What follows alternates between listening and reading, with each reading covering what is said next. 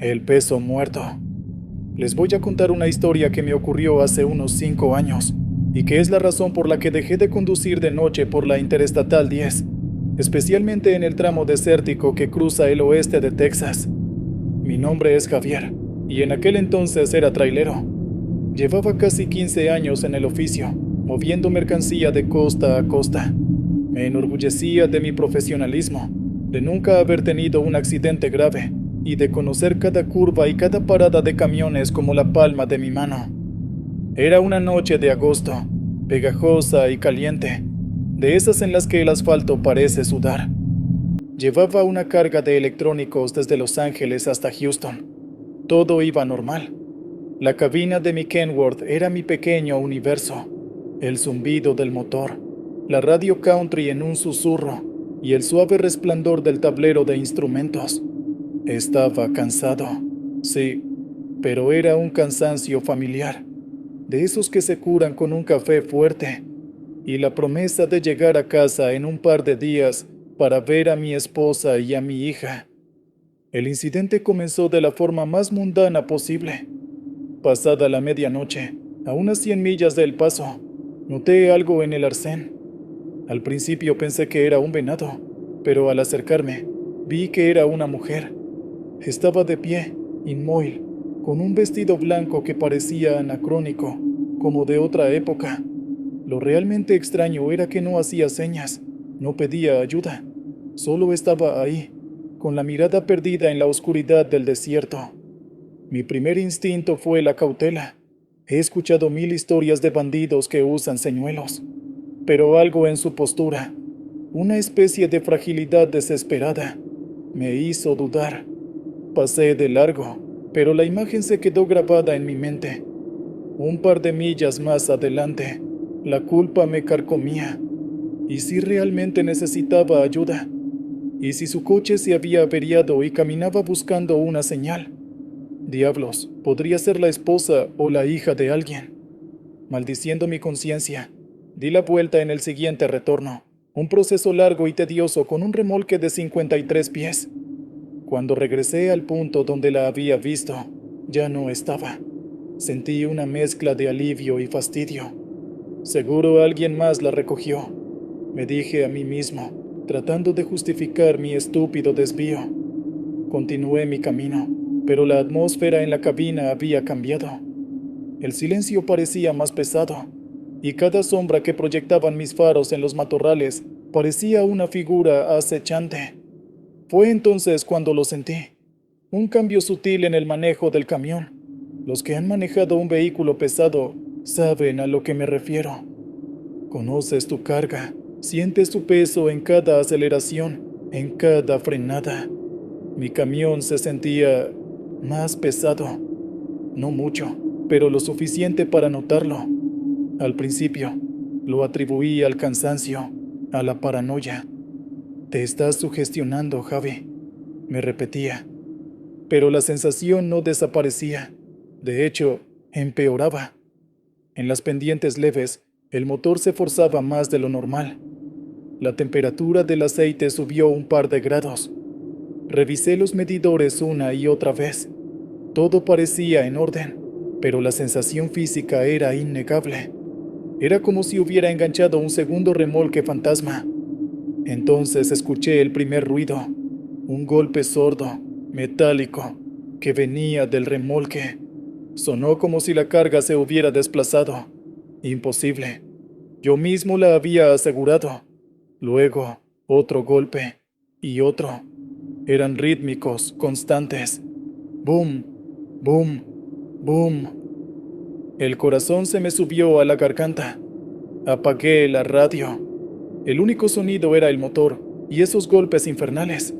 Mi mente, tratando desesperadamente de encontrar una explicación lógica, pensó en polizones. Tal vez un grupo de inmigrantes se había metido en el remolque en la última parada. Era peligroso, pero explicable.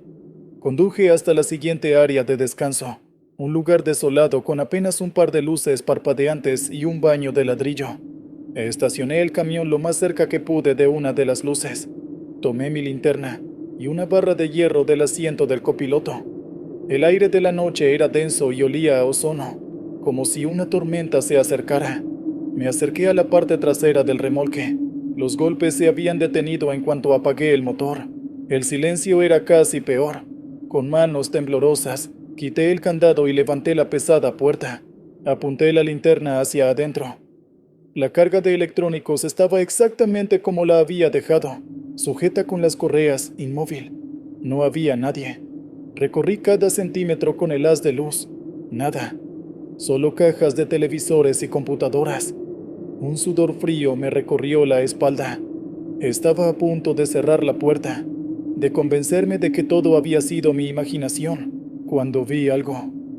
En el suelo metálico del remolque, justo en el centro, había una marca húmeda, oscura, y junto a ella, una sola hebra de cabello largo y negro. Me agaché. La mancha no olía a aceite ni a grasa, olía a tierra mojada, a tumba. Cerré la puerta de un golpe, aseguré el candado y corrí a la cabina. No me importaba la lógica, no me importaba nada. Solo quería largarme de allí. Arranqué el motor y salí del área de descanso como alma que lleva el diablo. Pero el peso seguía ahí, más pesado que nunca. Y los golpes volvieron. Pero esta vez no venían del remolque. Venían de justo detrás de mí, de la pared de la cabina. Boom, boom, boom. Era como si algo estuviera tratando de entrar desde el compartimento para dormir. No me atreví a mirar atrás.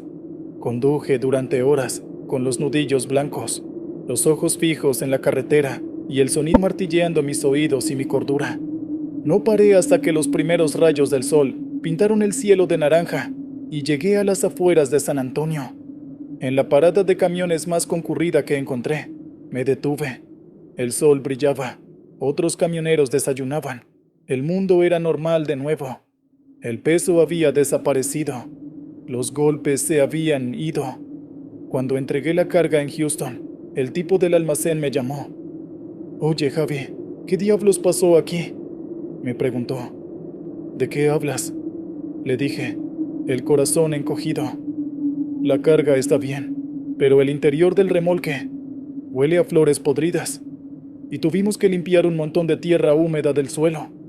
Nunca volví a tomar esa ruta de noche. A veces, cuando estoy en una carretera solitaria y siento que el camión pesa un poco más de la cuenta, tengo que detenerme, encender todas las luces y esperar a que amanezca, porque sé lo que es ese peso. Es el peso de algo que se subió a mi camión en esa carretera de Texas, algo que no estaba vivo, pero que definitivamente no estaba en paz. Continuamos con la siguiente historia. La frecuencia del desierto. Buenas noches, mi nombre es Carlos. Durante mis años universitarios, para pagar mis estudios de ingeniería, trabajé como técnico de mantenimiento para una empresa de telecomunicaciones en Arizona.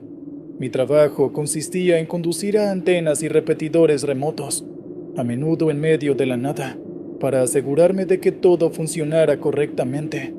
Me encantaba la soledad del desierto de Sonora, el cielo estrellado y la sensación de ser el único hombre en kilómetros a la redonda.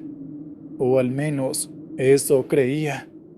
Les voy a narrar lo que me pasó una noche de octubre, en un viaje a una torre cerca de la frontera con México, un lugar conocido por los locales como el Espinazo del Diablo. Era una torre particularmente aislada, y el camino para llegar era una pista de tierra llena de baches que serpenteaba entre cactus saguaro y colinas rocosas. Llegué al atardecer. La torre se erguía como un esqueleto de metal contra el cielo púrpura y naranja. El trabajo era rutinario: revisar los generadores, calibrar unos amplificadores y listo. Mientras trabajaba, el sol se hundió por completo y el desierto se sumió en una oscuridad casi absoluta, rota solo por la luz de mi camioneta y la lámpara de mi cabeza. Fue entonces cuando mi radio de trabajo, que siempre mantenía encendida en la frecuencia de la compañía, empezó a actuar de forma extraña. Primero fue estática, lo cual no era inusual en esa zona, pero luego, a través de la estática, Empecé a escuchar algo más. No eran voces humanas, eran clics, chasquidos, una serie de sonidos guturales y rápidos, casi como el lenguaje de los insectos, pero con una resonancia extraña, casi melódica. Intenté cambiar de canal, pero el sonido persistía, como si no viniera de la radio, sino de la propia antena que estaba reparando. Lo apagué, pero en el silencio del desierto, juraría que podía seguir escuchando ecos débiles de esos chasquidos en el viento. Traté de no darle importancia. Interferencia, me dije. Animales. Pero una sensación de desasosiego se instaló en mi pecho. Me sentía observado. Terminé mi trabajo lo más rápido que pude, ansioso por volver a la relativa seguridad de la carretera pavimentada. Guardé mis herramientas en la caja de la camioneta y me subí, listo para irme. Encendí el motor, puse las luces altas y, justo cuando estaba a punto de poner la marcha, las luces iluminaron algo al pie de la torre. Era una figura, alta y delgada, casi esquelética. Estaba inmóvil, de pie donde yo había estado trabajando momentos antes. Su piel parecía tener el color de la arena seca, y sus extremidades eran desproporcionadamente largas. Pero lo peor era su cabeza. No tenía rasgos faciales definidos, solo una superficie lisa que parecía ondular bajo la luz, y desde donde, estaba seguro, provenían los chasquidos. El pánico se apoderó de mí. Pisé el acelerador a fondo, y la camioneta patinó en la tierra antes de salir disparada por el camino. Miré por el espejo retrovisor. La figura seguía allí, inmóvil, pero cuando había recorrido unos 100 metros, vi que ya no estaba sola. Había otra, y otra, 3 figuras altas y delgadas, paradas al pie de la torre, observándome en silencio. Conduje como un loco, el corazón martilleándome contra las costillas. La pista de tierra parecía interminable. Cada vez que miraba el espejo retrovisor, no veía nada persiguiéndome, pero la sensación de ser cazado era abrumadora. Entonces, la radio de mi camioneta, la que uso para escuchar música, se encendió sola. No había estática esta vez. La misma serie de clics y chasquideos llenó la cabina, pero esta vez eran más fuertes, más rápidos, más urgentes. Sonaba como si estuvieran justo a mi lado. En un ataque de terror, arranqué la radio del tablero y la arrojé al asiento del copiloto. Pero los sonidos no cesaron. Parecían venir de todas partes a la vez. Desesperado, empecé a gritar, a cantar cualquier canción que me venía a la mente, solo para no escuchar esos sonidos inhumanos. Cuando finalmente llegué a la carretera pavimentada, sentí una ola de alivio tan intensa que casi me hizo llorar. Me detuve en el arcén, temblando incontrolablemente. El silencio en mi camioneta era total. Los chasquidos se habían ido. Al día siguiente renuncié a mi trabajo. Inventé una excusa familiar. No podía decirles la verdad. ¿Cómo explicas que viste criaturas de pesadilla comunicándose a través de las ondas de radio en medio del desierto? Años después, ya como ingeniero, a veces trabajo con equipos de radiofrecuencia y de vez en cuando, al calibrar un espectro, veo una anomalía, una pequeña ráfaga de estática en una frecuencia que debería estar vacía. Y en esa estática, a veces, si escucho con mucha atención, creo oír un eco muy, muy débil, un clic, un chasquido, y el frío del desierto vuelve a recorrerme la espalda. Hay cosas ahí fuera, en las frecuencias silenciosas, esperando, y a veces responden. Continuamos con la siguiente historia. La parada de descanso, Paraíso. Les voy a contar una historia que todavía me pone la piel de gallina. Me llamo Miguel, y he sido conductor de autobús de larga distancia durante 20 años. He cruzado México de punta a punta más veces de las que puedo contar. He visto de todo en la carretera: accidentes, tormentas, bloqueos. pero nada como lo que viví en una ruta nocturna entre Oaxaca y la Ciudad de México. Llevaba un autobús con unos 30 pasajeros. Era un viaje tranquilo, la mayoría dormía. Mi compañero, Beto, descansaba en el compartimento. El ronroneo del motor y el paisaje oscuro eran mi única compañía. Cerca de las 2 de la madrugada, vi un letrero. Era nuevo, o al menos yo nunca lo había visto. Estaba iluminado con neones de colores pastel, un poco chillones para estar en medio de la nada. Decía: Parada de descanso Paraíso, abierto 24 horas, comida, gasolina, descanso celestial. Normalmente me apego a las paradas conocidas, las grandes y seguras, pero esa noche, no sé por qué, el letrero me llamó. Tal vez fue la promesa de un descanso celestial o la simple curiosidad. Además, varios pasajeros habían preguntado cuándo sería la próxima parada, así que puse el intermitente y tomé la salida. El lugar era extraño. Parecía sacado de una película de los años 50. Una pequeña gasolinera con surtidores cromados, una cafetería con grandes ventanales y un motelito de una sola planta al fondo. Todo estaba impecable, casi demasiado limpio. Las luces de neón le daban al lugar un brillo onírico y surrealista. Detuve el autobús y anuncié una parada de 30 minutos. Varios pasajeros bajaron, estirando las piernas, y se dirigieron a la cafetería. Yo decidí entrar a por un café. Al abrir la puerta, una campanilla sonó y me golpeó un olor dulzón, como a ambientador de pino y algo más, algo parecido al formol. Dentro, la estética de los 50 continuaba. Una rocola en la esquina, taburetes de vinilo rojo y una camarera detrás de la barra. Era una mujer mayor, con un peinado de colmena perfecto y una sonrisa pintada de rojo brillante que no llegaba a sus ojos. Sus ojos eran opacos, como de vidrio. «Buenas noches, corazón. ¿Qué te sirvo?», dijo con una voz extrañamente monótona. «Un café negro, por favor», respondí, sintiendo un escalofrío a pesar del calor del lugar. Mientras me servía, observé a mis pasajeros. Estaban sentados en las mesas, comiendo pastel y bebiendo malteadas. Pero había algo mal. Se movían con una lentitud extraña, casi perezosa, y sus sonrisas eran fijas, vacías, iguales a la de la camarera. Nadie hablaba. El único sonido era una melodía suave que salía de la rocola, una canción que no reconocí. Un hombre mayor de mi autobús, que siempre era muy hablador, estaba sentado mirando un trozo de pastel de cereza, con una expresión de felicidad vacía, sin siquiera parpadear. Una joven pareja se tomaba de la mano sobre la mesa, pero sus dedos estaban entrelazados con una rigidez antinatural, como maniquíes. El café que me sirvió la mujer estaba tibio y tenía un sabor terroso. Le di un sorbo y lo dejé. «El tiempo vuela cuando te diviertes, ¿no crees?», dijo la camarera. Su sonrisa fija nunca vaciló. La frase me heló la sangre. Miré mi reloj. Habían pasado casi 25 minutos. Sentí una urgencia repentina y abrumadora de sacar a mi gente de allí.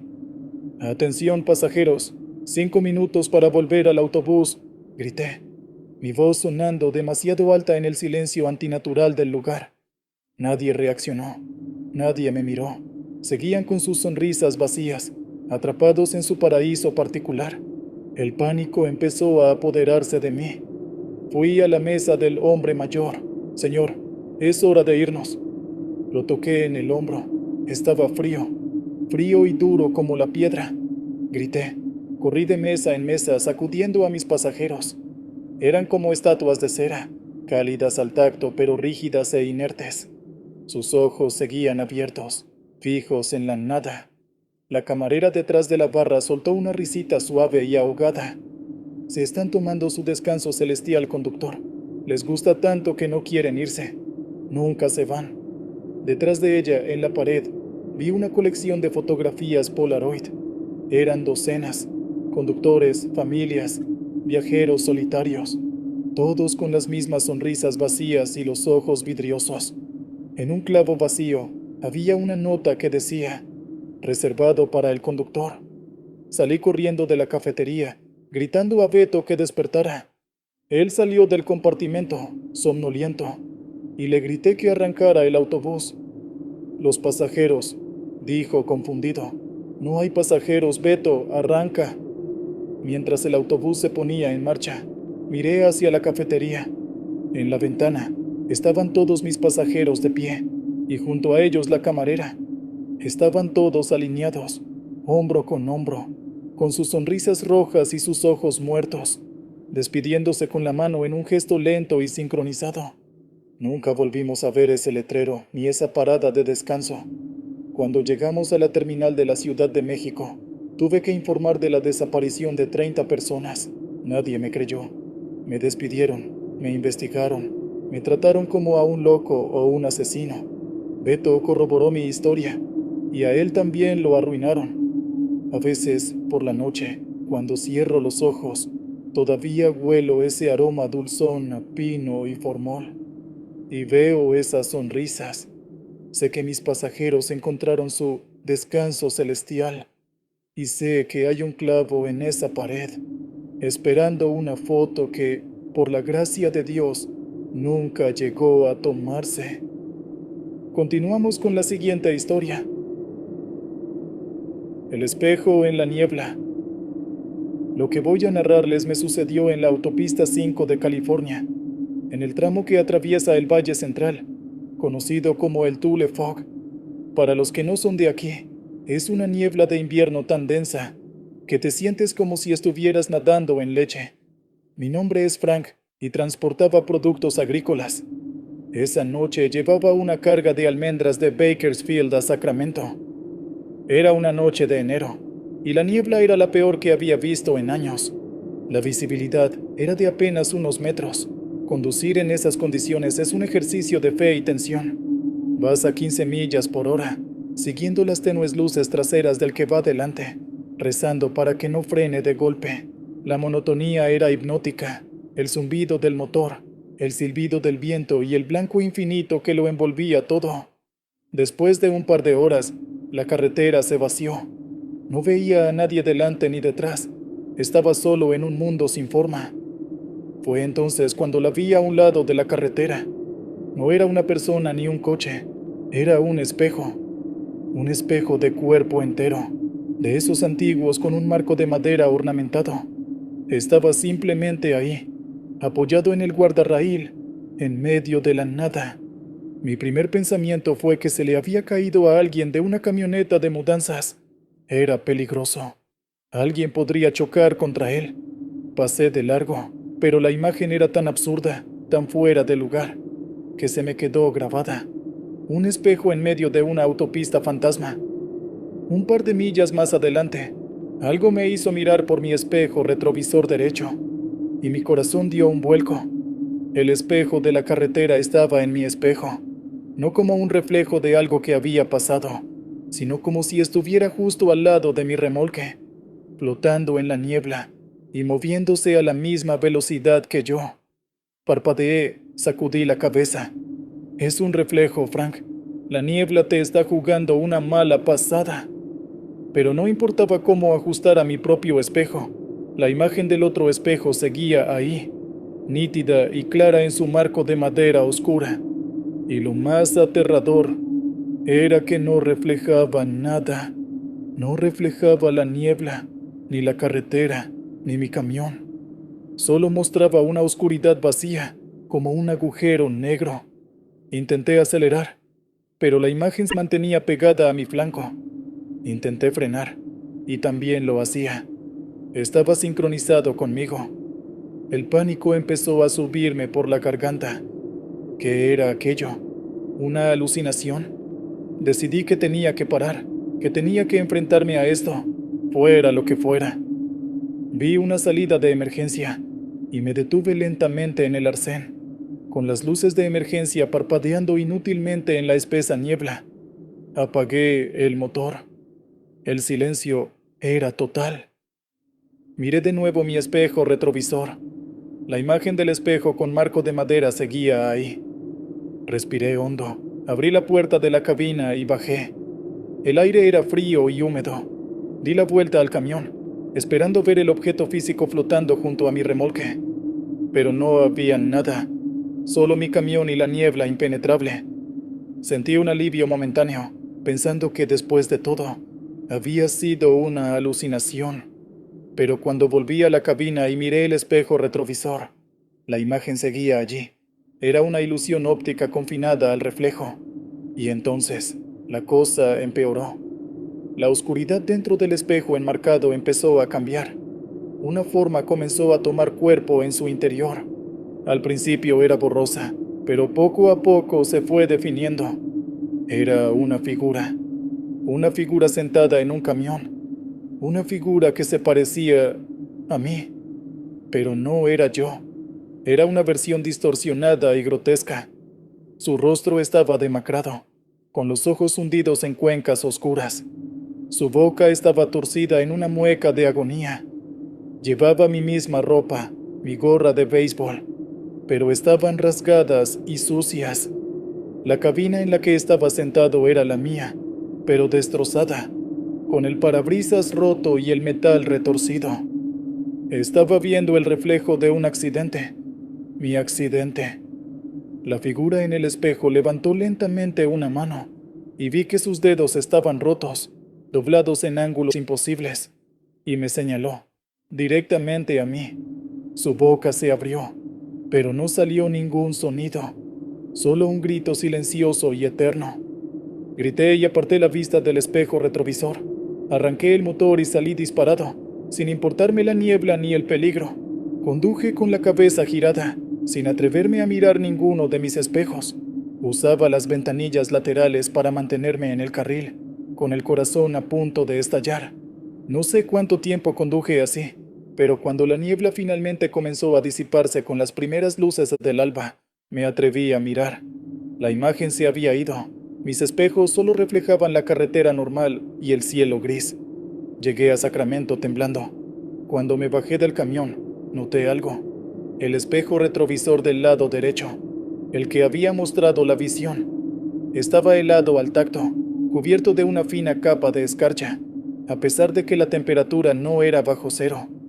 Y en el centro del cristal había una pequeña grieta como una estrella que no estaba allí antes. No sé qué fue lo que vi esa noche. ¿Una premonición? ¿Un fantasma de la carretera advirtiéndome? ¿O era el propio espejo una especie de trampa, tratando de hacer realidad esa visión? Solo sé una cosa. Desde entonces, cuando conduzco en la niebla, cubro mis espejos, porque a veces la carretera te muestra cosas que no deberías ver, y no todos los reflejos son tuyos. Continuamos con la siguiente historia. El contrato de la rumorosa. Buenas noches, mi nombre es Ismael.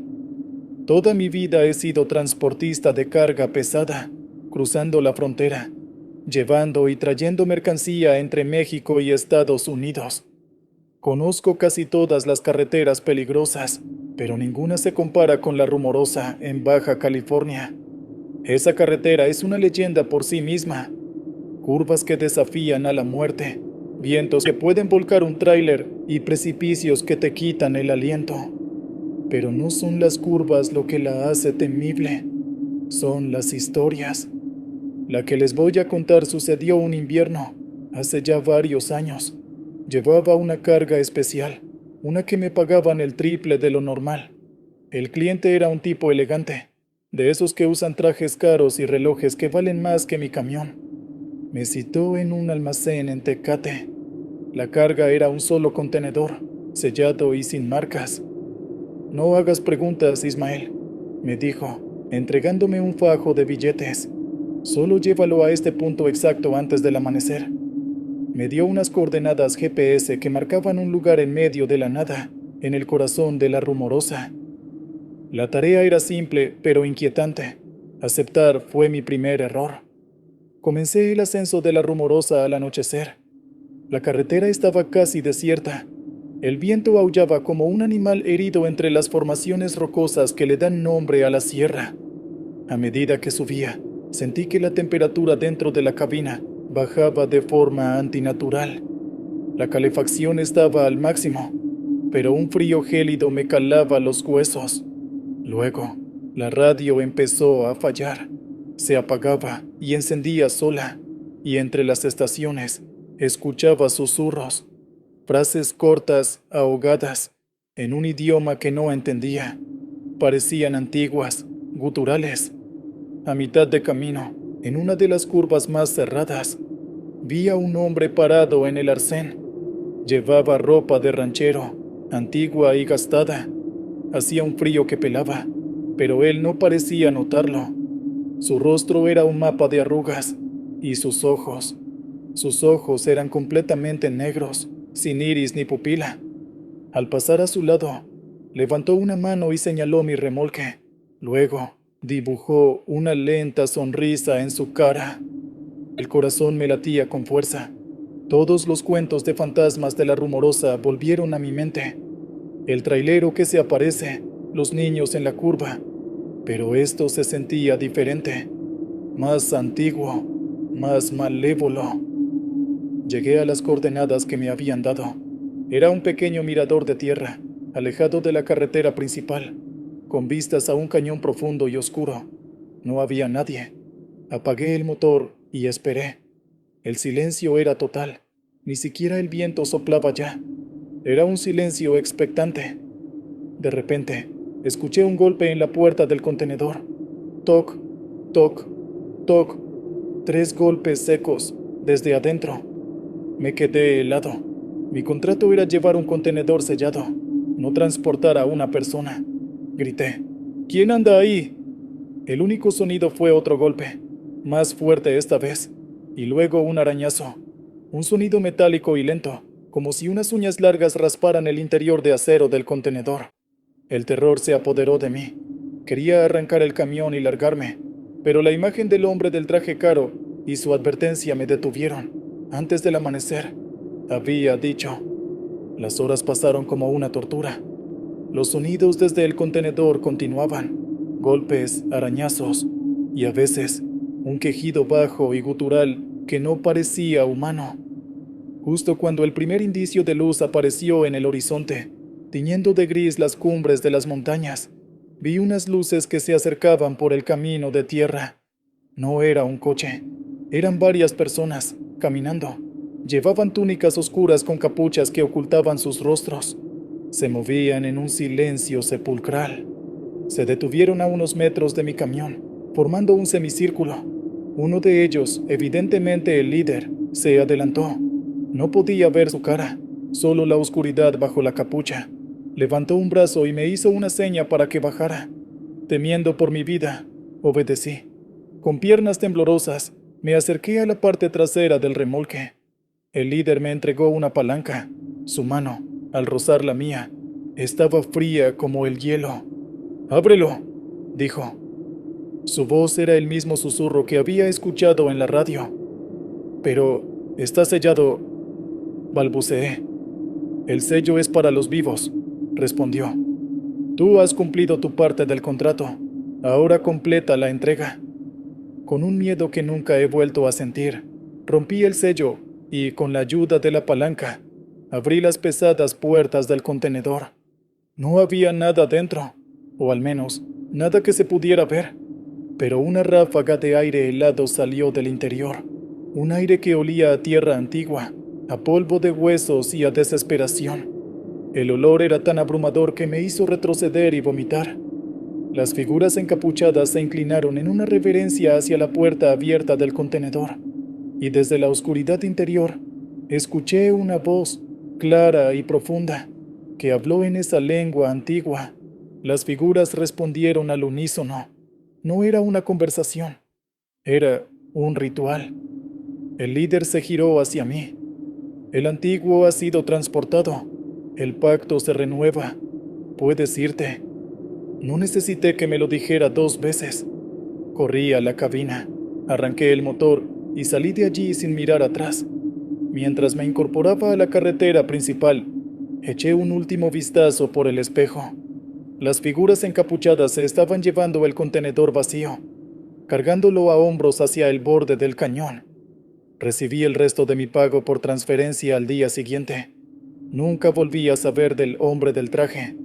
Nunca he vuelto a tomar una carga especial, porque esa noche en La Rumorosa me di cuenta de que no solo transportamos mercancía en estas carreteras.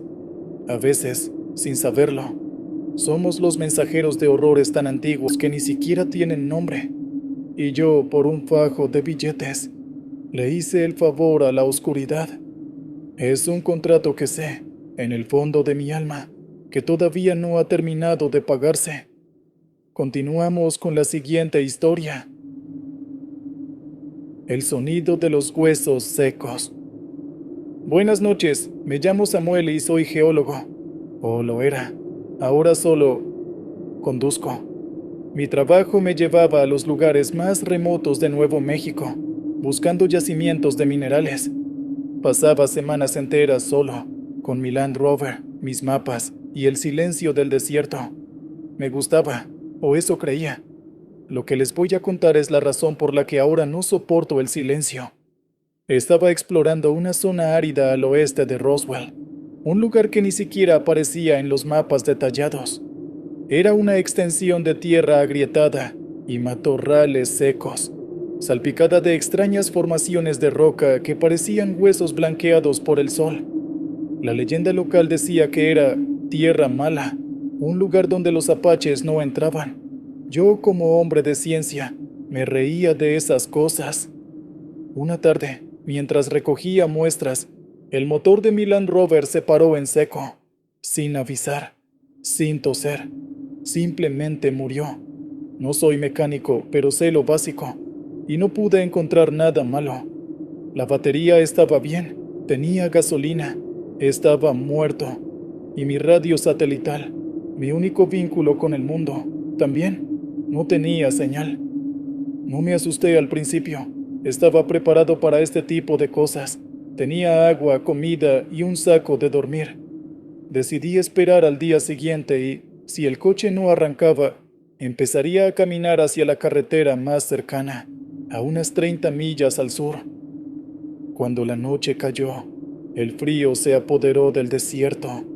Me metí en el coche para protegerme del viento. El silencio era absoluto, tan profundo que dolía. No había grillos, ni coyotes, ni el susurro del viento, solo un vacío sonoro.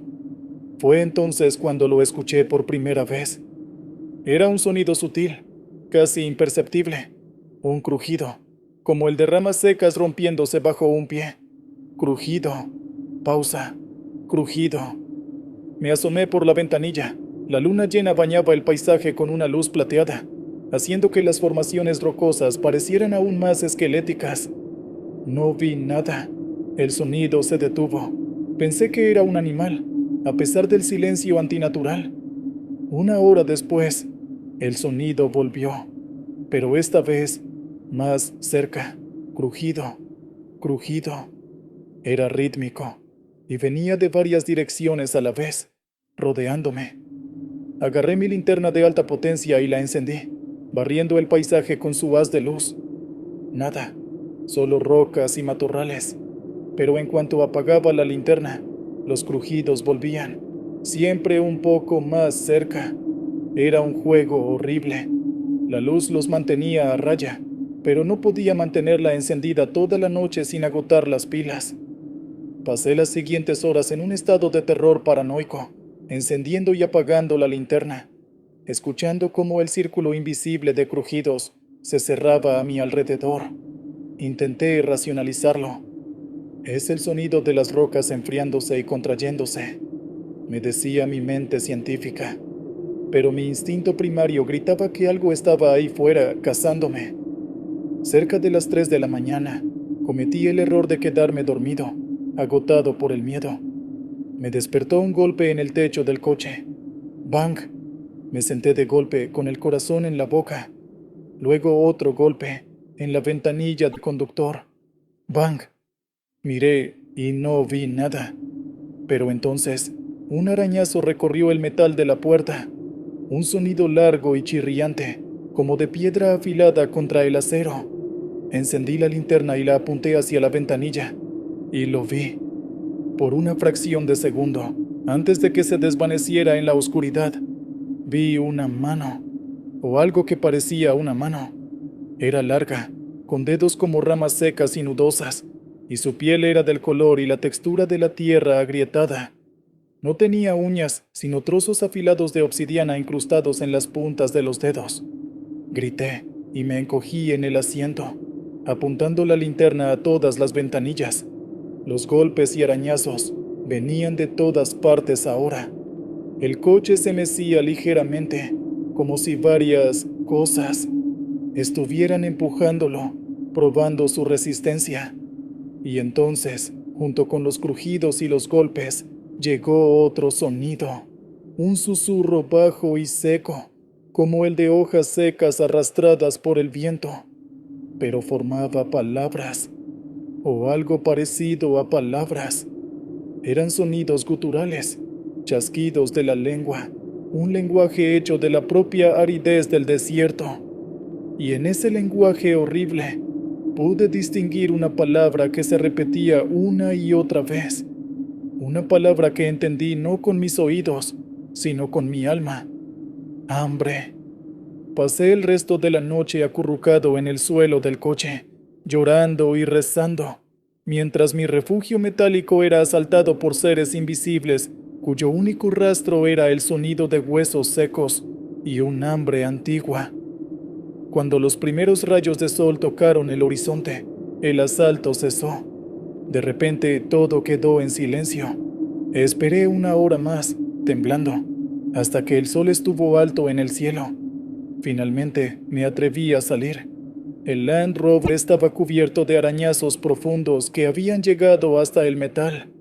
Había pequeñas abolladuras en el techo y las puertas.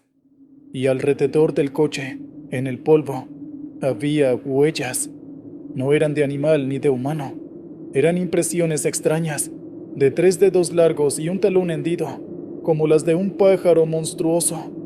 Las huellas formaban un círculo perfecto alrededor del coche, y luego se alejaban en todas direcciones, desapareciendo en el desierto. Movido por un impulso desesperado, me metí en el coche y giré la llave. El motor arrancó al instante, como si nada hubiera pasado. Conduje sin parar hasta llegar a la civilización.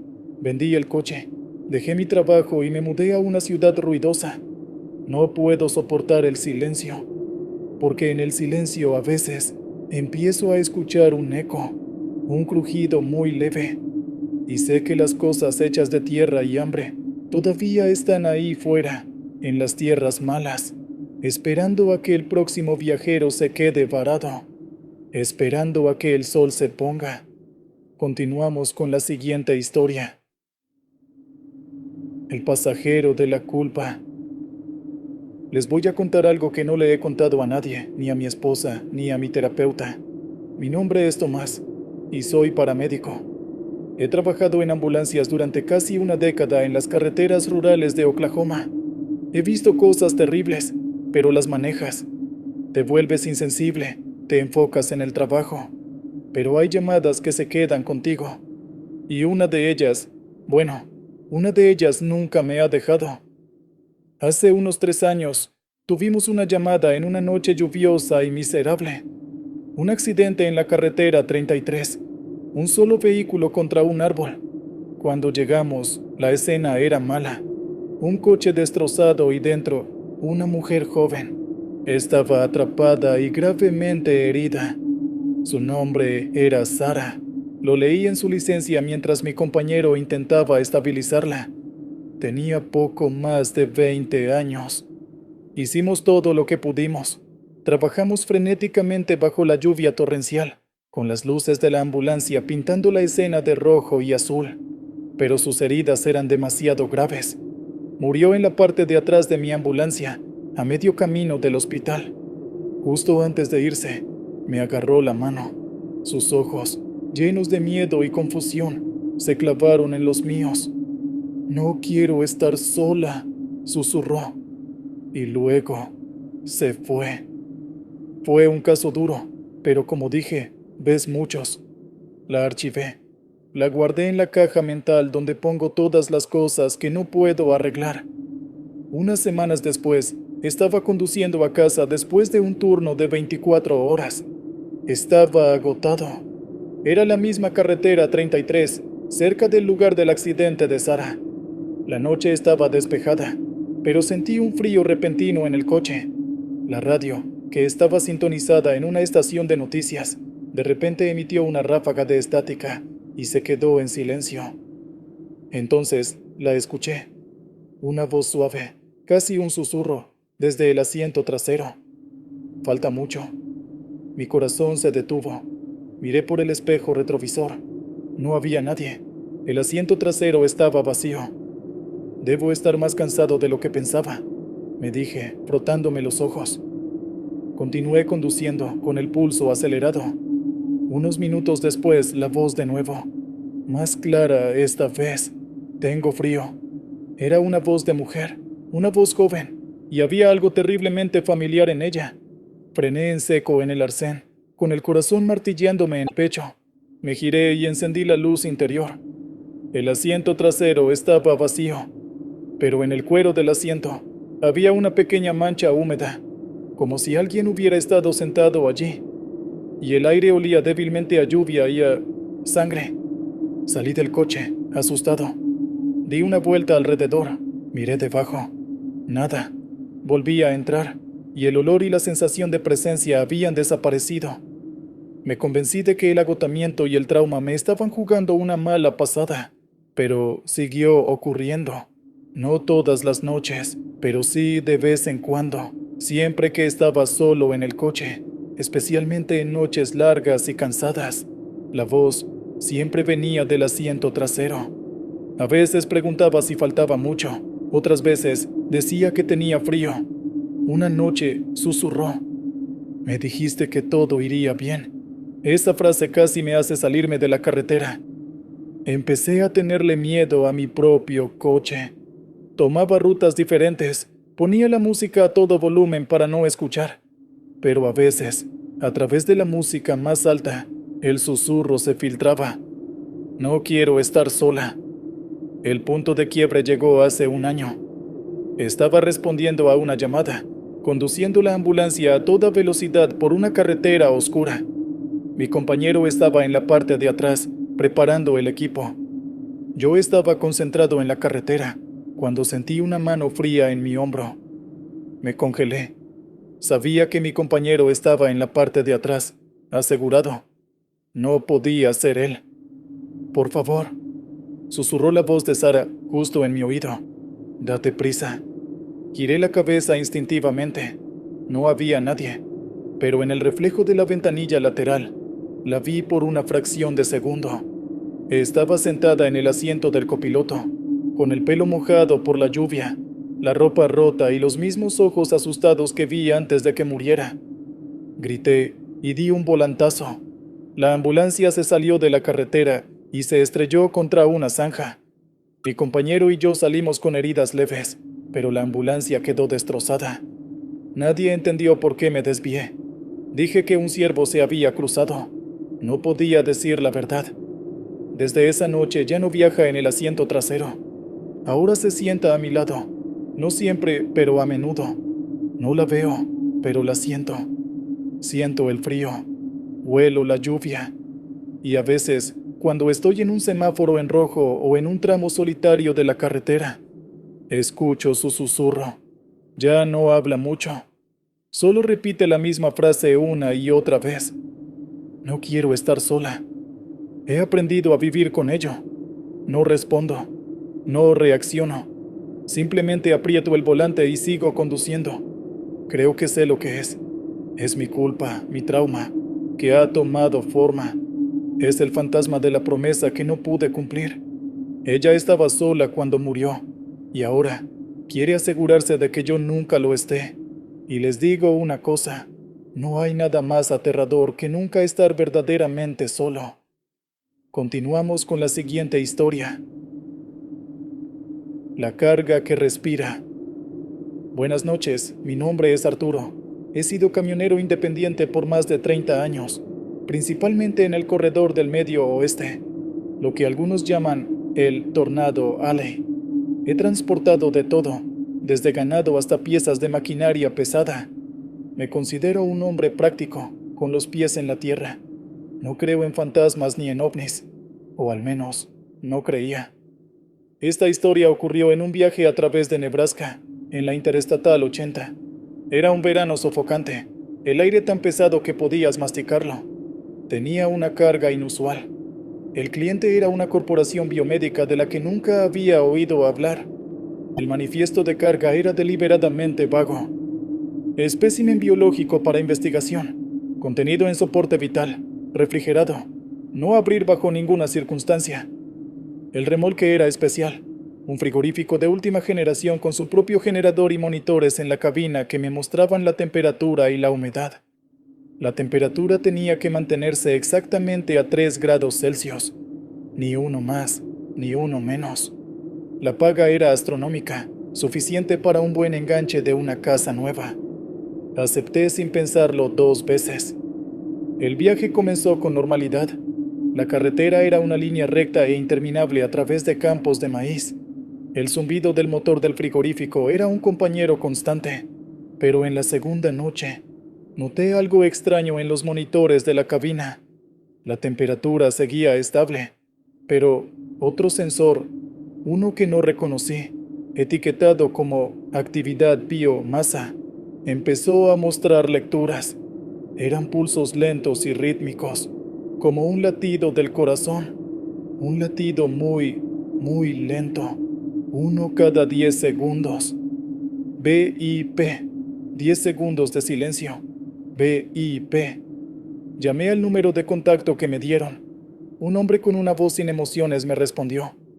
Las lecturas son nominales, conductor. Es el equipo de soporte vital calibrándose. Ignore las fluctuaciones. Traté de hacerlo, pero era difícil ignorar el hecho de que mi carga parecía tener pulso. Esa noche, me detuve en una parada de camiones desolada para dormir unas horas. Apagué el motor del camión, pero el generador del remolque seguía zumbando.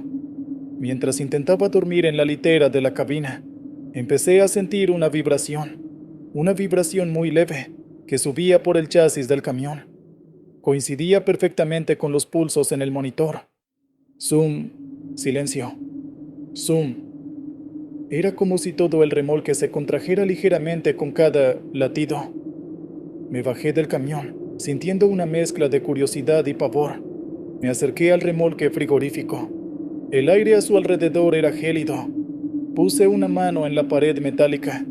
Estaba helada, pero debajo del frío sentí la vibración. Era inconfundible. Zoom. La pared de metal se flexionaba, casi imperceptiblemente, hacia afuera y luego hacia adentro.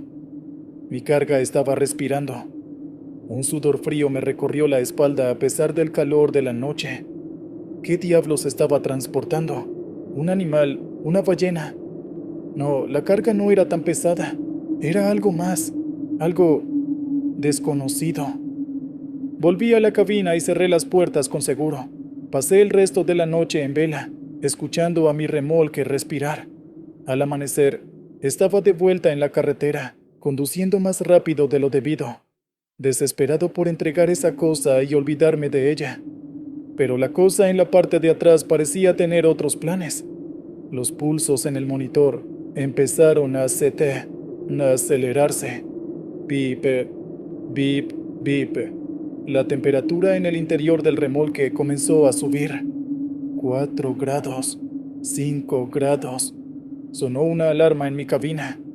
Llamé de nuevo al contacto. El generador está fallando. La temperatura está subiendo. Grité al teléfono. La voz sin emociones respondió. No es un fallo del generador, conductor. El espécimen se está activando. Está generando su propio calor. Debe llegar al destino en las próximas 2 horas. No se detenga por ninguna razón. Y colgó, activándose. El pánico se apoderó de mí. Pisé el acelerador. Miré los monitores. La temperatura subía a 8, 9, 10 grados. Y los latidos eran ahora un pulso rápido y constante. Y la vibración. Todo el camión temblaba ahora, como si llevara un corazón gigante y furioso en la parte de atrás. Entonces, Escuché un ruido, un sonido húmedo y desgarrador que vino del remolque, seguido de un fuerte golpe metálico, como si algo pesado hubiera chocado contra la puerta desde adentro. ¡Bang! El camión se tambaleó. Miré por el espejo retrovisor y vi que la puerta trasera del remolque estaba abollada hacia afuera. ¡Bang! Otra abolladura. Algo estaba tratando de salir. Conduje como un maníaco, con el sonido de los golpes y el temblor del camión como una banda sonora de pesadilla. Podía oler algo ahora, un olor extraño, como a amoníaco y ozono, que se filtraba en la cabina. A lo lejos, vi las luces del punto de entrega.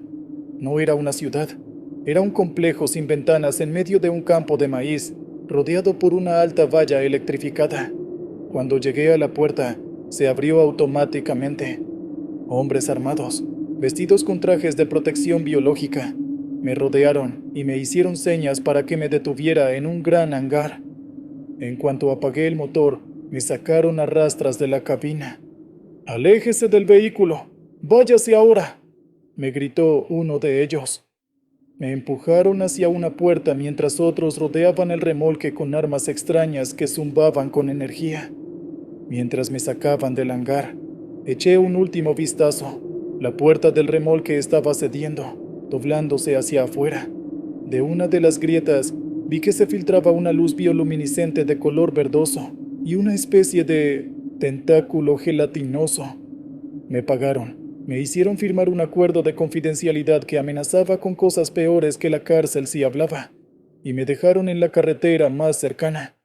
Nunca supe qué era esa cosa, pero a veces, cuando estoy en una carretera silenciosa por la noche, apago la radio y escucho, y juro que a veces puedo sentir una vibración muy, muy leve en el asfalto, como un latido del corazón lejano, un latido que viene de las profundidades de la tierra, y me pregunto si la cosa que transporté fue la única, o si simplemente fui el repartidor de una semilla que ahora está creciendo en la oscuridad, bajo nuestros pies.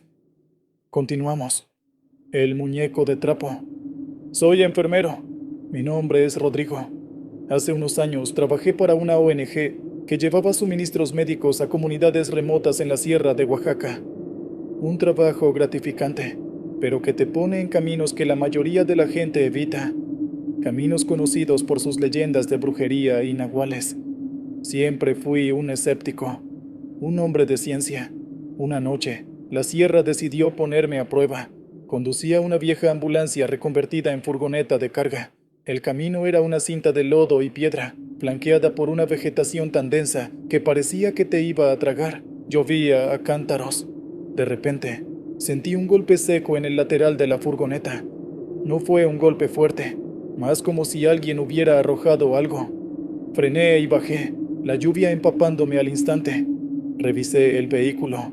No había abolladuras ni rasguños, pero en el suelo, en medio de un charco de lodo, había un objeto. Era un muñeco de trapo, pequeño, hecho a mano con tela de costal. Tenía botones por ojos y una sonrisa torcida cosida con hilo rojo. Estaba sucio y empapado. Lo más raro era que tenía mechones de lo que parecía ser pelo humano real cosidos en la cabeza. Sentí una punzada de asco y superstición. Lo pateé a un lado, hacia la maleza, y volví a la furgoneta. Vándalos, pensé. Niños del pueblo más cercano haciendo travesuras. Seguí conduciendo. Unos 10 kilómetros más adelante, escuché un ruido en la parte de atrás, donde llevaba las cajas de medicinas. Un pequeño ruido sordo, como algo que se cae. Lo ignoré. Podría ser cualquier cosa. Cuando llegué a la aldea, exhausto, empecé a descargar. Moví una caja de antibióticos y mi corazón se detuvo.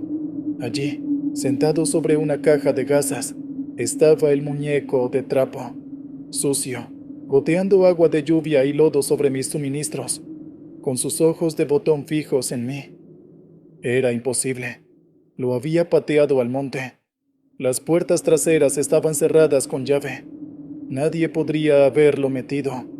Mi mente científica buscó explicaciones. Había dos muñecos idénticos. Me lo imaginé.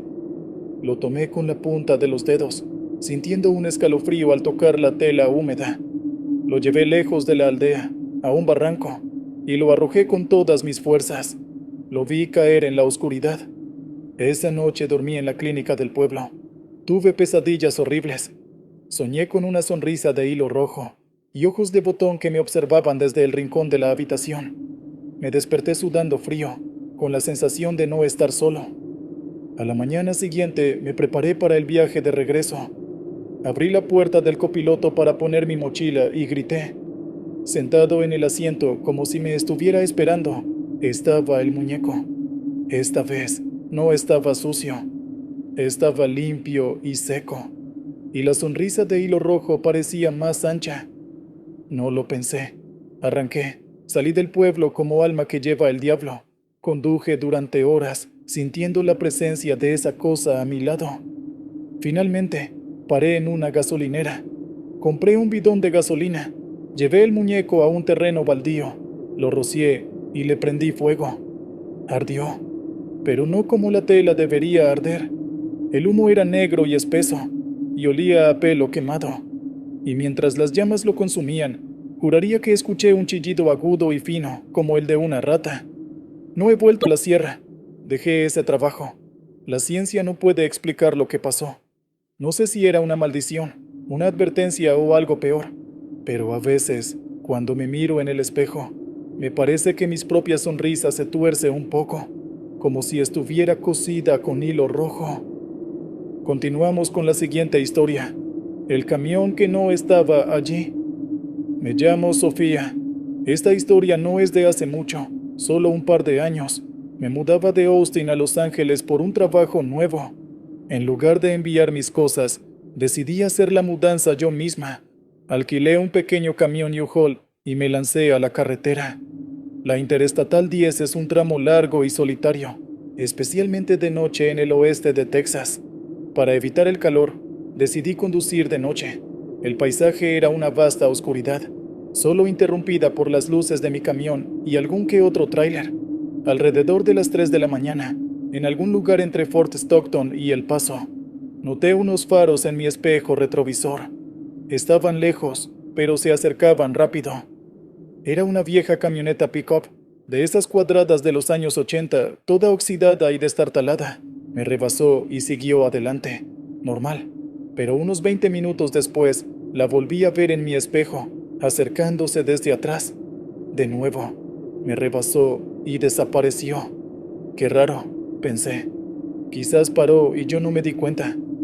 Pero sucedió una tercera vez y una cuarta. La misma camioneta oxidada aparecía en mi espejo.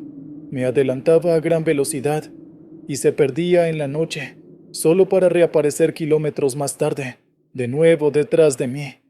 No había salidas ni entradas en esa parte de la autopista. Era físicamente imposible.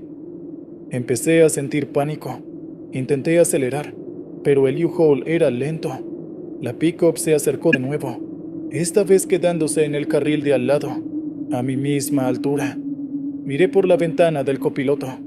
Las ventanas de la camioneta estaban tan sucias que no podía ver al conductor, solo la silueta oscura de una cabeza. Durante millas condujo a mi lado. En el silencio absoluto del desierto, el único sonido era el rugido de nuestros motores. Mi corazón latía tan fuerte que me dolía el pecho. Grité, ¿qué quieres? Pero no hubo respuesta. Entonces, la pick-up empezó a acercarse más, invadiendo mi carril. Me obligó a orillarme hacia la cuneta.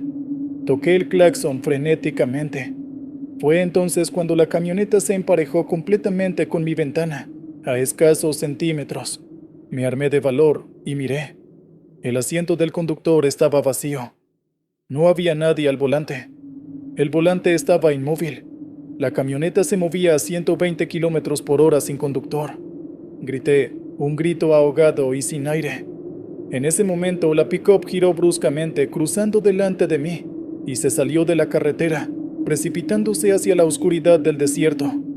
Esperé el sonido del choque, el estruendo del metal. No hubo nada. Silencio total. Frené el U-Haul en medio de la carretera, temblando incontrolablemente. Miré hacia el desierto. No había luces, no había restos, no había señales de un accidente. La camioneta simplemente se había desvanecido. Conduje hasta la siguiente área de descanso y me quedé allí hasta el amanecer, con las puertas cerradas y los ojos abiertos. Cuando llegué a LA, le conté la historia a un compañero de trabajo, uno que era de Texas. Ah, dijo, muy tranquilo. ¿Viste al Time Waster? Es un fantasma de la autopista 10. Nadie sabe qué es. Solo juega con los conductores nocturnos. Te hace perder el tiempo, te asusta. Pero nunca hace daño. Nunca hace daño. Quizás no físicamente, pero cada vez que conduzco de noche y veo un par de faros solitarios en mi espejo retrovisor, mi cuerpo se hiela, porque sé que hay cosas en la carretera que no siguen nuestras reglas, y algunas de ellas solo quieren jugar. Continuamos con la siguiente historia, el pueblo en el negativo. Buenas noches, soy fotógrafo, o al menos lo era. Me llamo Daniel. Mi pasión siempre fue capturar lugares olvidados, la belleza en la decadencia. Recorría México buscando pueblos fantasmas, haciendas en ruinas, estaciones de tren abandonadas. Usaba una cámara de película antigua, una Hasselblad. Amaba el proceso, la espera, la sorpresa del revelado. Fue esa sorpresa la que terminó con mi carrera y casi con mi cordura. Estaba en la península de Yucatán, lejos de las zonas turísticas. Un anciano en un mercado me habló de un camino de terracería que, según él, llevaba a las ruinas de un antiguo pueblo henequenero que no aparecía en ningún mapa. Se llamaba Silencio, o eso entendí. La idea me fascinó. Encontré el camino. Era apenas una cicatriz en la selva. Después de una hora de sacudidas, la selva se abrió y allí estaba. No eran solo ruinas, eran un puñado de casas de piedra, una iglesia sin techo y una plaza cubierta de maleza. El lugar tenía una atmósfera pesada, opresiva. El aire estaba quieto y olía a humedad y a flores extrañamente dulces. Estaba completamente solo. No había pájaros ni insectos, solo un silencio antinatural que hacía honor a su nombre.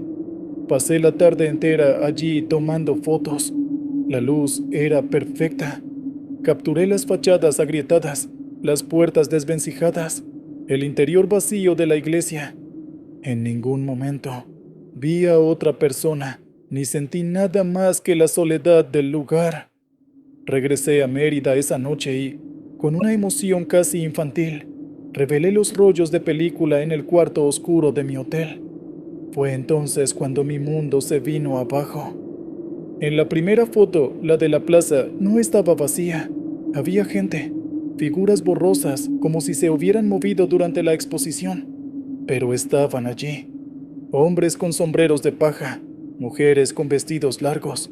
Estaban parados, mirando directamente a la cámara, mirándome a mí.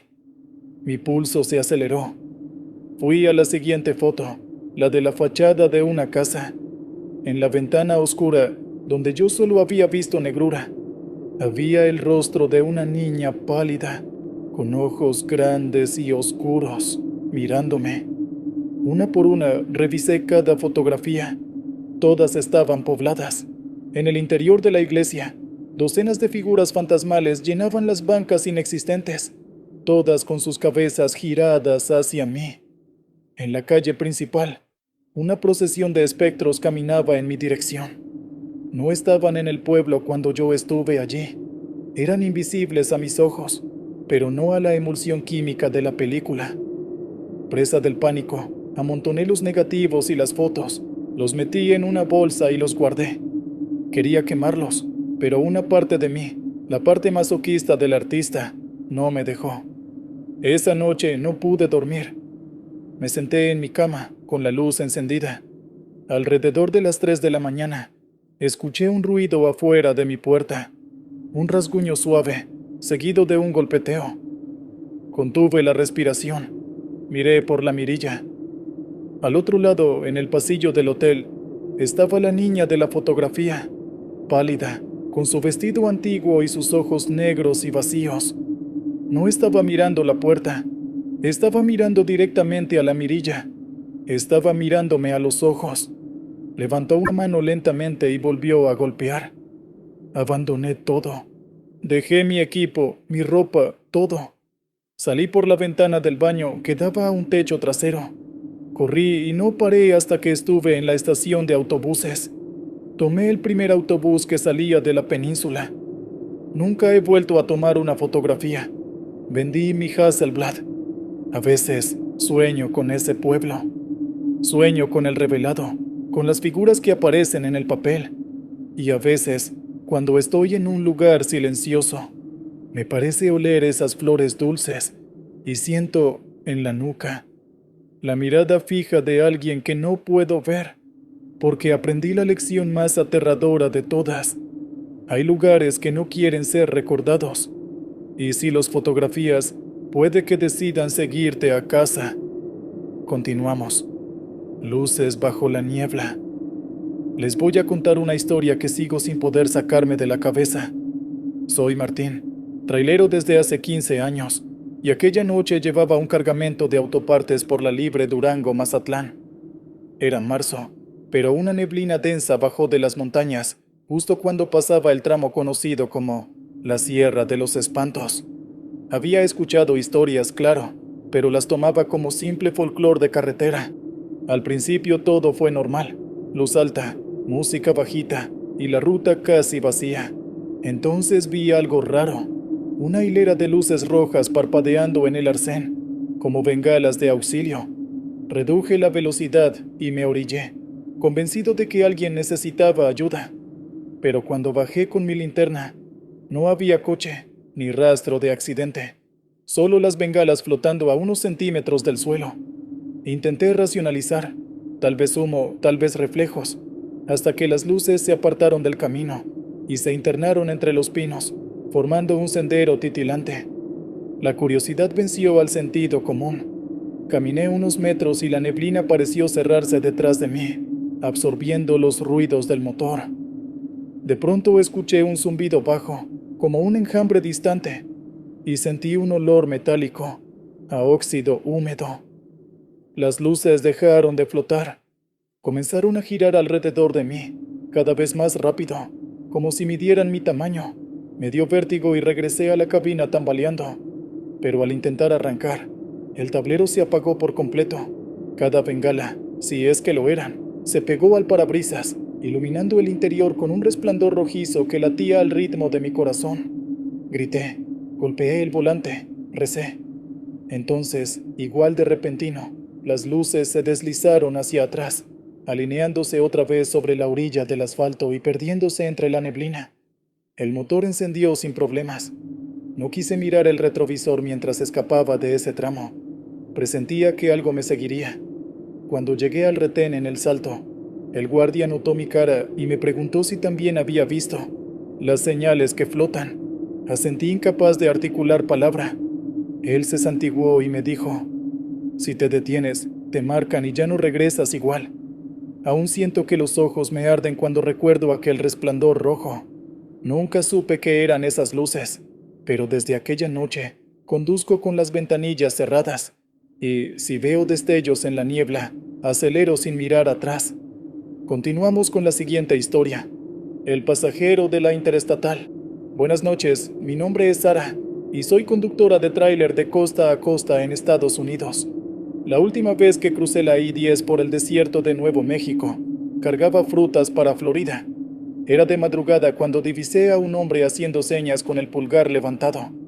Parecía un mochilero. Barba corta, mochila gris, una gorra desteñida. Frené porque la radio meteorológica había advertido temperaturas bajo cero. Dejarlo allí era una sentencia. Subió al asiento del copiloto, agradeció en voz baja y dijo que solo necesitaba llegar al siguiente poblado. No me extrañó que apenas hablara. Muchos autoestopistas prefieren el silencio, pero me inquietó que no acercara las manos al calefactor, ni se desabrochara la chamarra, como si no sintiera el frío. El primer sobresalto llegó cuando pasamos por una estación cerrada, y él murmuró: «Aquí fue». Le pregunté: «¿Qué cosa?», y respondió con un susurro ronco: «Donde morí». Tragué saliva pensando que era un chiste macabro. Miré de reojo. Su rostro estaba pálido, los labios azulados, y un hilo de escarcha cubría la barba como si hubiese estado afuera todo el tiempo. Bajé la música y sentí un olor acre, parecido a tierra mojada estancada. Encendí la luz de cabina.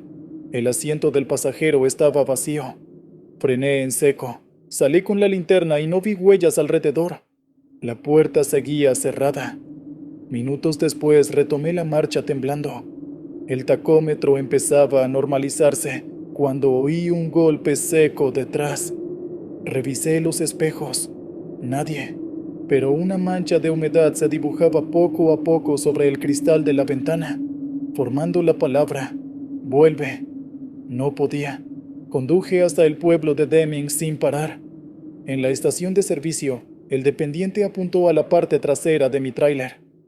«Se te cayó eso». Sobre el asfalto había una gorra desteñida, empapada y tiesa por el hielo. Desde entonces evito recoger autoestopistas en la autopista 10, y si alguna vez ven a un mochilero congelado haciendo señas en la noche, no se detengan. Tal vez ni siquiera esté vivo para agradecerles. Continuamos con la siguiente historia, kilómetro marcado. Lo que voy a narrarles sucedió en la carretera 57, cerca de San Juan del Río. Me llamo Víctor, viajante de equipo médico. Conozco cada bache de esa ruta, pero había un punto, el kilómetro 112, que siempre aparecía en los reportes de accidentes. Esa tarde de lluvia eléctrica, vi un triángulo de advertencia en medio del carril. Frené, puse intermitentes y bajé a retirarlo. Bajo la lluvia, noté que el asfalto tenía una línea más oscura que el resto, como un charco.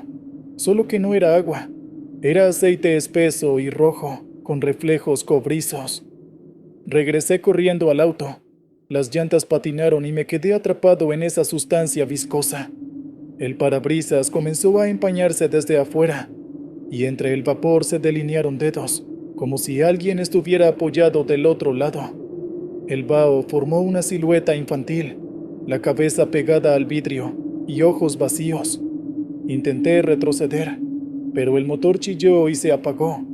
Una risa aguda resonó, no dentro del auto, sino debajo. Sentí el chasis hundirse un par de centímetros y escuché pequeños golpecitos metálicos. Cuando por fin arranqué de nuevo, el auto salió disparado. Apenas avancé 100 metros, el tablero mostró todos los testigos encendidos. Paré en la caseta y un mecánico revisó. El tanque estaba perforado como si una mano diminuta hubiera rasgado el metal. Dijo algo que me hiela aún. No es primera vez. Otros conductores llegan con arañazos idénticos. Todos se quedaron en el 112. La próxima semana pasé por ahí de día y vi un altar improvisado con una foto de un niño de primaria. La cruz decía: «Murió aquí, 11 de febrero». Apenas leí, mi espejo retrovisor vibró. La misma risa infantil brotó de la radio apagada. Desde entonces doy un rodeo de 30 kilómetros, porque hay cosas que la carretera no perdona, y 1 kilómetro puede convertirse en tumba perpetua para quien se detenga. Continuamos con la siguiente historia, descanso prohibido. Buenas, soy Allen, transportista de ganado.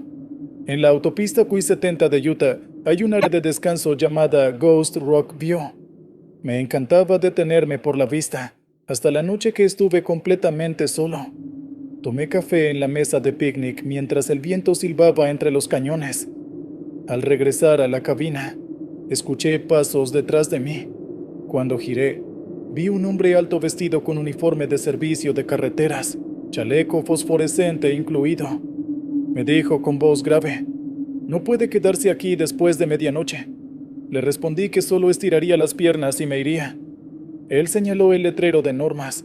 Al iluminarlo, la última línea parecía escrita a mano: «Obligatorio partir antes de las 00:00». Miré el reloj del tablero, 23:58. Le aseguré que arrancaría enseguida, pero al volver la vista, El hombre ya no estaba. Avancé unos metros y sentí un golpe en la puerta del remolque. Pensé que el viento había soltado algo. Al acelerar, el golpe se repitió, esta vez debajo de la cabina. La radio emitió estática y una voz distorsionada. «Te lo advertí». El camino se volvió interminable. Los reflectores parecían girar sin avanzar. Miré el GPS. Marcaba 0 millas recorridas. Estaba atrapado en un bucle. Decidí frenar y bajé, armado con una llave inglesa. Detuve la linterna sobre la pintura trasera. Aparecieron huellas de manos, decenas, como si alguien se hubiera arrastrado para sujetarse. Rompí el bucle al apagar todas las luces y quedarme en silencio absoluto. El motor finalmente cedió y el GPS volvió a marcar distancia. No paré hasta Colorado. Días después investigué y supe que hace 10 años un controlador vial murió atropellado justo allí cuando intentaba desalojar un camión que dormía ilegalmente. Dicen que todavía patrulla, evitando que otros se queden o quedándose con ellos. Desde entonces, si paso por Ghost Rock, cruzo sin mirar el reloj. Continuamos con la siguiente historia: Túnel sin retorno. Buenas noches, mi nombre es Camila, conductora de autobús turístico. Manejaba por la carretera 200 en Guerrero, cuando una tormenta obligó a desviar la ruta hacia un viejo túnel, clausurado según los mapas. Al acercarnos, la entrada estaba abierta y despejada. Los pasajeros dormían, así que decidí arriesgarme para evitar un derrumbe reportado más adelante. El túnel era recto y angosto. La radio perdió señal y las luces interiores palidecieron. A mitad del trayecto, un chirrido, como metal raspando piedra, se desplazó por el techo. Un pasajero despertó gritando que veía chispas fuera de la ventanilla. Detuve el bus. Todo quedó en penumbra. Encendí las luces altas y noté un espejo retrovisor grande colgado en la pared del túnel, como si alguna vez hubiera servido para el tráfico. Mi reflejo apareció distorsionado, la piel ceniza, ojos vacíos y mi boca abierta en un grito que yo no emitía. Los pasajeros empezaron a murmurar mi nombre con voces idénticas en coro, hasta que el túnel resonó con un estruendo y el espejo estalló sin tocarlo. Los fragmentos cayeron formando una línea luminosa que marcaba el sentido opuesto. Pisé acelerador y salimos del túnel, solo que emergimos por el mismo lado donde entramos. Revisé el reloj. No habían pasado ni 2 minutos, pero el contador de kilómetros mostraba 7 de más. Los ingenieros de caminos dicen que ese túnel fue sellado tras un deslizamiento, pero nunca pudo demolerse porque la estructura no terminaba donde debía. Yo sé que, dentro, el tiempo y el espacio se pliegan, y basta un espejo para mostrarte la versión de ti que nunca regresa. Continuamos con la siguiente historia: Retén Fantasma. Les contaré algo que me sucedió al norte de Nevada, en la Highway 93. Soy Omar, transportista de maquinaria. Esa madrugada vi conos naranjas y un letrero luminoso: control de peso, reduzca velocidad. Para evitar multas me orillé. Un agente me hizo señas con una linterna azul, algo inusual. Se acercó y me pidió pasar a la báscula portátil que tenían adelante. Cumplí, aunque me extrañó que no hubiera más personal ni patrullas. Subí sobre la plataforma y el agente revisó papeles con una minuciosidad casi obsesiva. Luego se quedó inmóvil, miró al suelo y susurró: sobrepeso, demasiado. Sentí que el tráiler se hundía medio metro. Miré por el espejo. La plataforma había desaparecido. Solo quedaba la carretera. El agente ya no estaba. Intenté acelerar. Las ruedas traseras patinaban en grava que no existía un minuto antes. Al fin pude avanzar y encontré, a 100 metros, el verdadero retén. Patrullas, reflectores y balanza certificada. Un oficial real me saludó sorprendido. ¿Cómo llegó por la parte trasera del checkpoint? Está cerrada. Le conté lo vivido y palideció. Mostró su linterna. Luz roja, nunca azul. Semanas después supe que un retén móvil había sido arrollado allí mismo años atrás, matando a un inspector. Dicen que aún detiene a camiones para un último pesaje. Y si el chofer no se da cuenta a tiempo, Él se lleva la diferencia. Cada vez que paso de noche, busco el destello incorrecto de una linterna azul. Si la veo, acelero. Prefiero pagar una multa real que quedarme varado entre retén y retén. Continuamos con la siguiente historia. Señales de emergencia. Lo que voy a narrarles sucedió en la carretera 2 rumbo a Sonoita. Me llamo Elena, paramédica voluntaria. Conducía sola cuando el tablero mostró que el sistema de llamada automática de auxilio se activó sin razón. La pantalla marcaba: choque detectado, localizando. Frené. No había impactos. Aún así, la ubicación aparecía a 2 kilómetros atrás. Retrocedí creyendo que otro vehículo pudo haber volcado, y la señal se enlazó conmigo por error. Llegué al punto exacto. Solo vi un automóvil compacto, oxidado, hundido en la arena, claramente abandonado hace años. El parabrisas roto dejaba ver el interior cubierto de polvo. Al acercarme, todos los airbags estaban inflados y manchados de algo marrón oscuro. Revisé la guantera y encontré un teléfono antiguo, pantalla rota, aún emitiendo una luz débil con la palabra SOS. De pronto, mi radio de emergencias cobró vida con una voz ahogada. «Auxilio, estamos atrapados en...» Y se cortó. Miré alrededor. Nadie. Entonces el display del tablero cambió de nuevo. Segunda colisión inminente. Antes de reaccionar, una ráfaga helada recorrió el interior de mi ambulancia. Los cinturones de seguridad se tensaron solos. Escuché un crujido metálico detrás, como si otro auto se hubiera estrellado contra mí. Pero el espejo mostraba solo la planicie desierta. Hice contacto con base, pedí verificación de señales. Dijeron que no había llamadas recientes en esa zona. Mientras hablaba, la alarma se apagó y el mensaje final apareció: asistencia no disponible. Tiempo agotado. Abandoné el lugar temblando. Un colega de Sonoita me contó después que aquel tramo se cerró un día por un múltiple choque fatal. Los vehículos tardaron horas en ser encontrados porque las alertas fallaron. Tal vez el sistema intenta corregir su error, reenviando mensajes a cualquiera que escuche. Si su tablero indica un choque fantasma, piensen 2 veces antes de buscar a los heridos. Quizás solo revivan una emergencia que nunca llegó a tiempo. Continuamos con la siguiente historia. Último peaje. Buenas noches, soy Luis Ángel, conductor de mudanzas. En el New Jersey Turnpike había un peaje antiguo que se cerró hace años cuando implementaron el cobro electrónico. Aquella madrugada, mi lector de EZ-Pass falló y las luces del carril se pusieron en rojo. Una caseta lateral, aún iluminada, mostraba un letrero manual: Cash Only. Al no ver personal, toqué el claxon. Un hombre de uniforme azul marino salió lentamente, rostro pálido bajo la gorra. Me indicó que bajara el vidrio y extendió una bandeja metálica. Coloqué los $5 reglamentarios. Sus manos estaban frías como mármol. Mientras alzaba la barrera, dijo: «Pase, pero no mire atrás». El consejo sonó más a súplica.